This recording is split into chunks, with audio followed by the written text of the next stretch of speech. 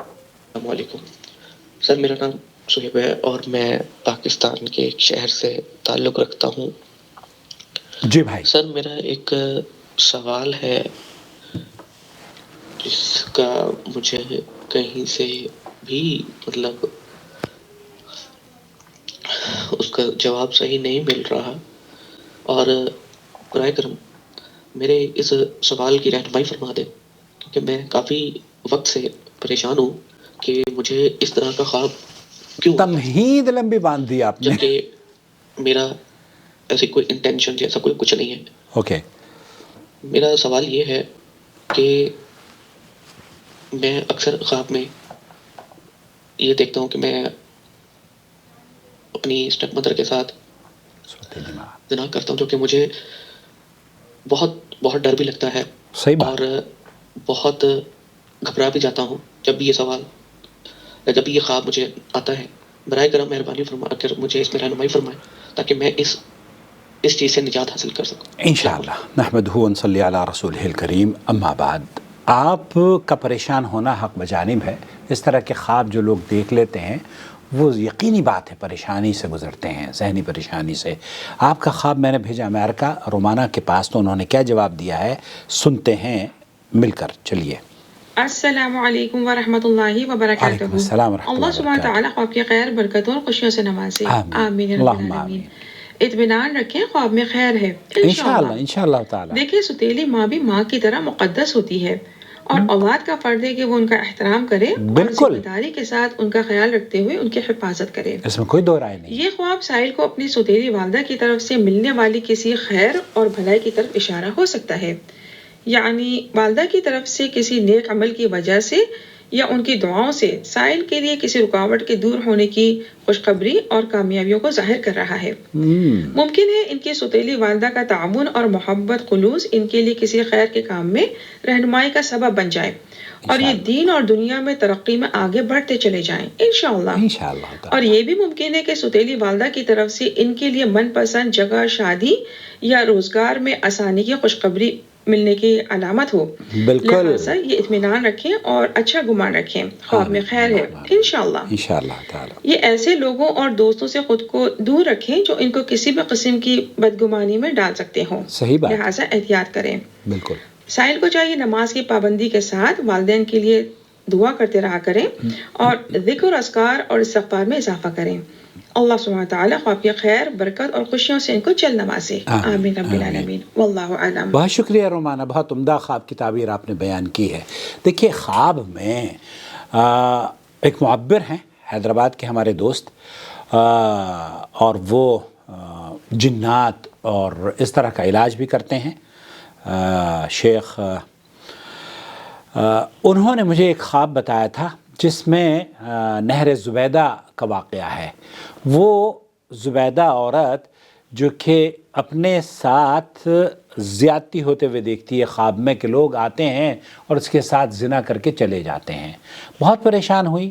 یہ اس زمانے میں مصر کی صاحب حیثیت خاتون ہوا کرتی تھی، ملکہ ٹائپ کی خاتون، اور زبیدہ کو اللہ تعالیٰ نے بہت بصیرت اور مال اور دولت سے نوازا تھا، خیر کے کاموں میں وہ بہت حصہ لیا کرتی تھیں۔ زبیدہ نے جب خواب دیکھا، ایک دن دیکھا کہ کچھ ایک نہیں کئی لوگ آ کے ان کے ساتھ زنا کرتے ہیں، اگلے دن دیکھا، اگلے دن بھی متعدد مرتبہ یہی خواب دیکھتی رہیں۔ تو ڈر کی وجہ سے، جیسے آپ ڈرے، انہوں نے بھی کیا کیا کہ ایک معبر کے پاس بھیجا اور ان سے کہا کہ ایک اپنی لونڈی کو معبر کے پاس بھیجا اور کہا کہ اپنا نام نہ ذکر کرنا یہ کہ میں نے تمہیں بھیجا ہے، بلکہ اپنی طرف سے خواب کی تعبیر پوچھ کر آؤ کہ تم نے یہ خواب دیکھا ہے۔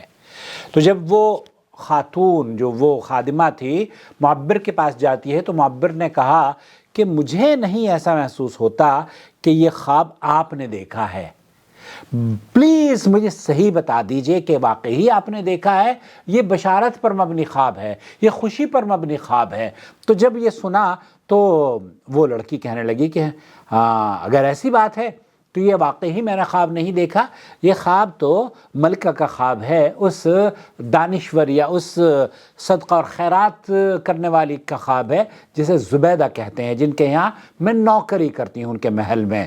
تو معبر نے کہا کہ اس خاتون کے ساتھ روزانہ لاتعداد لوگ زنا کر رہے ہیں، یہ خواب بشارت پر مبنی ہے، اللہ رب العالمین ان سے اتنا بڑا کارنامہ لے گا کہ بہت زیادہ لوگ بڑی تعداد میں ان سے مستفید ہوں گے، ان سے فیضیاب ہوتے رہیں گے۔ اور ہوا یہی کہ جب وہ عورت مکہ مکرمہ میں تشریف لائی عمرہ اور حج کی سعادت کے لیے، تو دیکھا کہ وہاں قحط سالی تھی، پانی کی بڑی کمی تھی، تو اس نے اتنے پیسے خرچ کیے کہ قرب و جوار میں اس نے ایک نہر کھدوا دی تھی، اور اس نہر کا نام نہر زبیدہ کے نام سے اسے جانا جاتا ہے۔